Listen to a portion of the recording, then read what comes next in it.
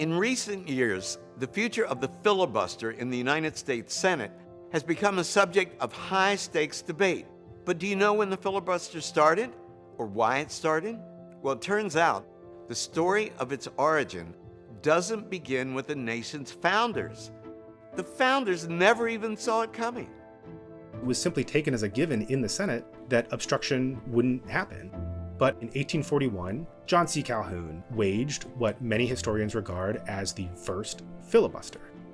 This was the talking filibuster, which was the ability to hold the Senate floor as long as you can, to delay a bill that the majority is trying to advance. We think of Mr. Smith Goes to Washington, talking till he dropped. The wild horses aren't going to drag me off this floor until those people have heard everything I've got to say, even if it takes all winter.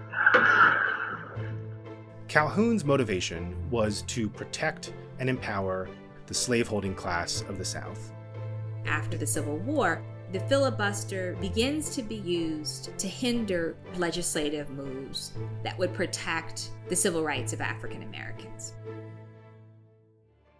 In 1917, in response to increased use of obstruction, the Senate creates cloture, a procedural vote to cut off debate and move the bill forward. But what happened was that it promoted gridlock.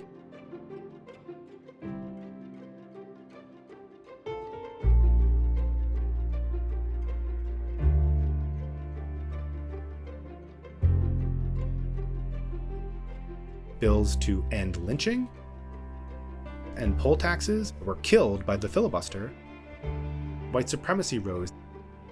Countless lives were destroyed because white supremacist senators used the filibuster, but only for civil rights bills.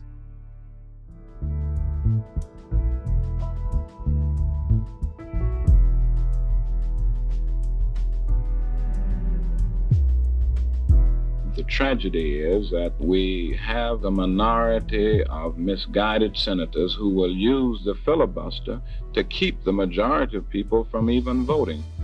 When the Civil Rights Bill comes to the floor, it faces a massive filibuster.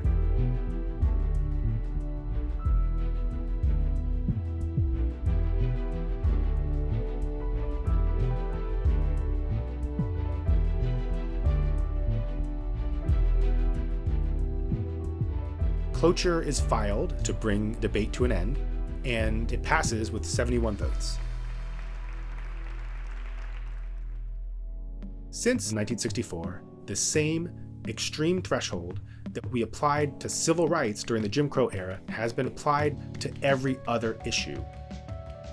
In the first half of the 20th century, there were maybe one or two a year. By 2021, filibusters number in the hundreds. Senators don't have to set foot on the Senate floor. All they have to do is simply say, I object to this bill. It is a blow to democracy when a minority can block the ability of the government to represent all of its people.